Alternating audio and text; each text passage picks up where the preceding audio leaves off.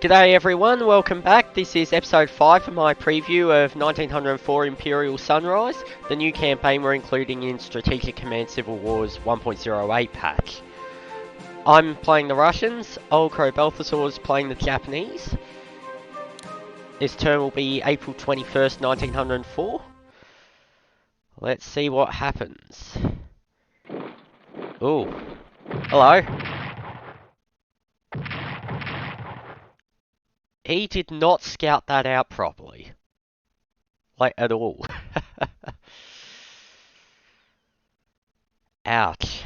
The Japanese do start the game with only one cavalry unit, and they don't really have the resources to spare for a while to build a second one, though they have the option to. So they can't, spread out too thin initially, but certainly he could have put the cavalry on a transport on the second turn and sent it over if he wanted to rush into battle immediately.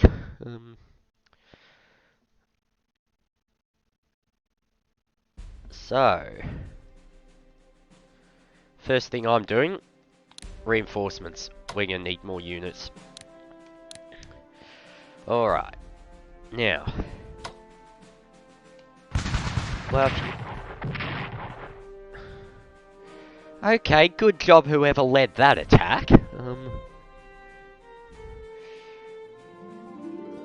Well, what now? Alright, not sure what happened there.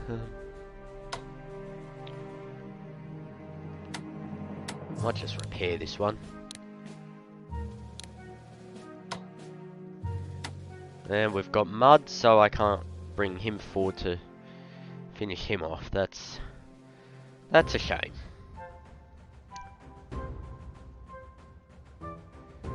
Supply 2. So where would you be then? 6 foot. Okay, so I don't think he's brought his HQs over properly either. Yeah, I'm not sure what he's done, but looks like things are a bit disorganized on that side of the battlefield.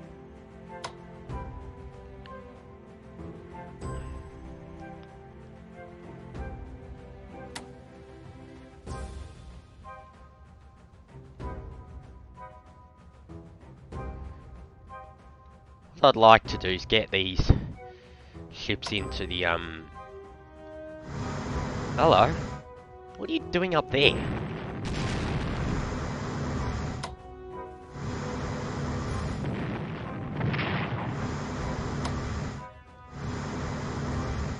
Okay, well now he knows I'm out here, but stop running away from me. Come on. Die for your country.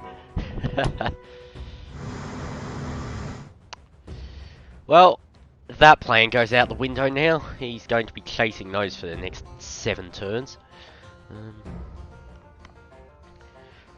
Japan doesn't have a lot of ships out here unless he's diverted everything from patrolling Port Arthur, though I have to imagine he's keeping most of his units there. He still knows I've got 3 battleships on the loose or behind the minefields, but they are out there. He has told me he made a list of all the Russian ships in the game. Of course, you can go to the build queue and see what's there. You can't purchase ships in this game, so it is possible to work out what the enemy's still got from what you've sunk. But I haven't bothered with that. I don't really see the point. Unlike 1879, this campaign really it doesn't depend too much on which ships are still actively out there. The Navy has a sizable impact on the fighting spirit. If you lose say the Baltic Fleet, that is usually the difference between Russia getting crushed like fairly soon and lasting until the end of the game if they can sort of beat the Japanese at Tsushima, but you're never going to win or lose the game purely on the Navy unless you've done something very silly on land as well. So, about the Japanese army, why I'm a bit confused about him having so little supply and just rushing forward and everything, is Japan's units, they start all with experience, and they also have the option of increasing them to strength 11 right from the beginning. But Japan really doesn't get a lot of reserves. They only get about half or less the points that the Russians get each turn. So, for the first 8 or 9 months of the game, Japan's going to have significantly more and significantly better units than the Russians.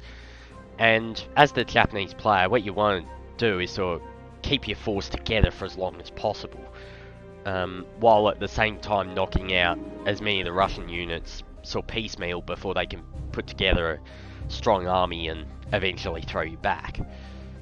So, in those first few turns, particularly while it's still muddy, which can go until the end of April, you sort of want to move slowly and keep all your units in really good supply and sort of really take care of them so that they're all still in prime fighting condition.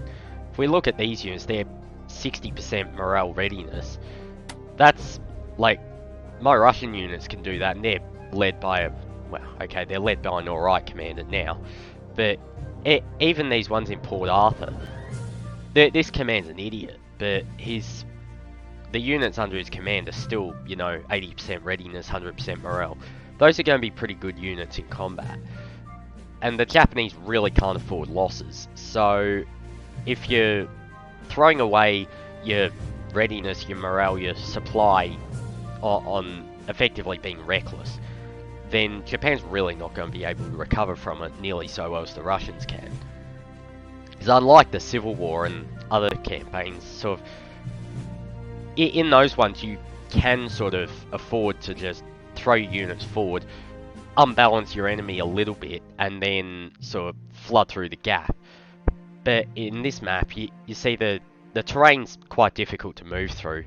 There's not a huge difference. Mukden was the last real objective that the Japanese captured before Russia surrendered the end of, well, not the end of, the middle of 1905.